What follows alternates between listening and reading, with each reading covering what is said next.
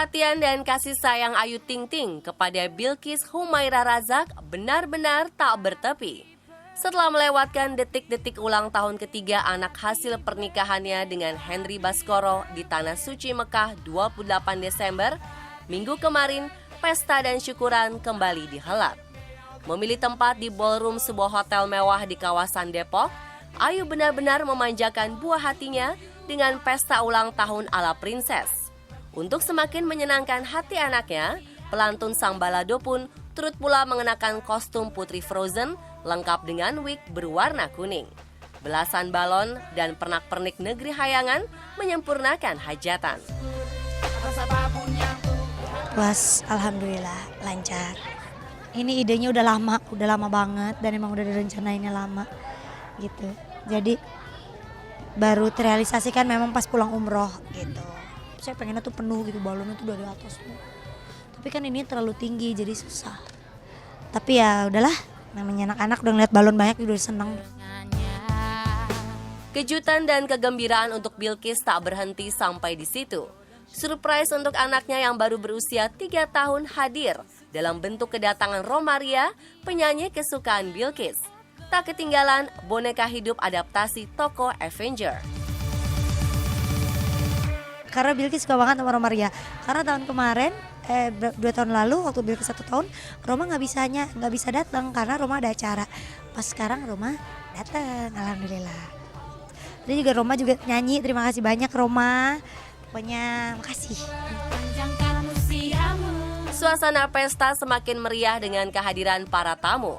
Belasan artis terkenal seperti Krisdayanti, Eko Patrio, Zaskia Gotik, Nia Daniati, dan Denny Cagur menyempatkan datang. Namun di tengah keramaian pesta, tak tampak kehadiran Angie, mantan suami sekaligus ayah kandung Bilqis. Pertanyaan wartawan ihwal ketidakhadiran Angie dibalas Ayu, dijawab Ayu dengan sinis. Kita udah punya hidup masing-masing. Ya, dunia kita juga udah beda kali. Ya, dia di mana, kita di mana, alamnya beda. Udah masing-masing aja, gak usah ikut campur urusan orang. Dia punya hidup dia sendiri, kita nggak pernah ganggu.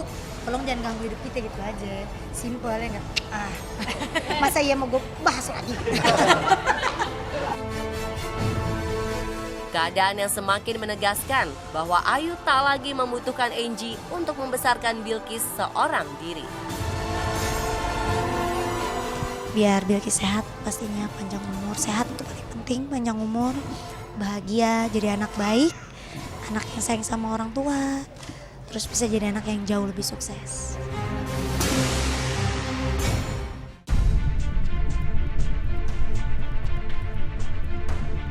Meski perayaan tahun baru sudah 9 hari berlalu, ternyata Shireen Sungkar masih menyimpan memori kurang menyenangkan.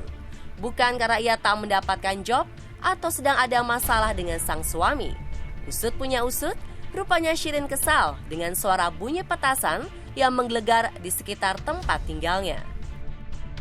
Keras dan bisingnya dentuman petasan membuat kedua anaknya, Teguh Adam Al-Fatih dan Cut Hawa Medina Al-Fatih, terbangun kaget dan selanjutnya tidak bisa tidur dan menangis sepanjang malam. Tahun baru di rumah, capek dengar petasan, capek dengar anak nangis gara-gara petasan mulu, jadi kayak kesel.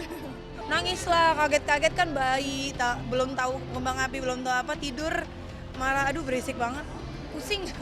Jadi kayak aduh kayaknya nanti kalau masih ada umur tahun baru nggak mau di rumah, nginep di mana gitu yang jauh dari petasan, pusing. Menurut Shireen, ia dan suami memang tak merayakan pergantian tahun.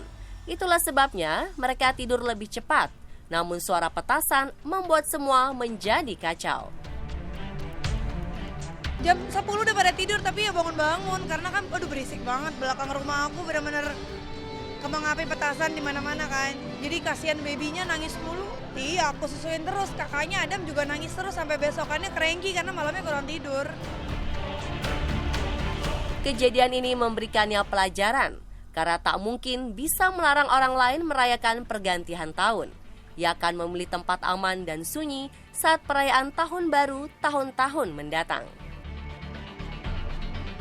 Enggak sih, emang nggak ngerayain tahun baru sih, jadi ya ya udah di rumah aja. Tapi kayaknya memang besok-besok nginep di mana karena emang kasihan anak-anaknya kan bangun terus gitu. Mungkin ibu-ibu yang punya anak bayi juga kesel kali sama petasan. Aku kesel banget. Keselnya tuh karena ya aku juga nggak mau nyalahin mereka, itu hak mereka lah ya.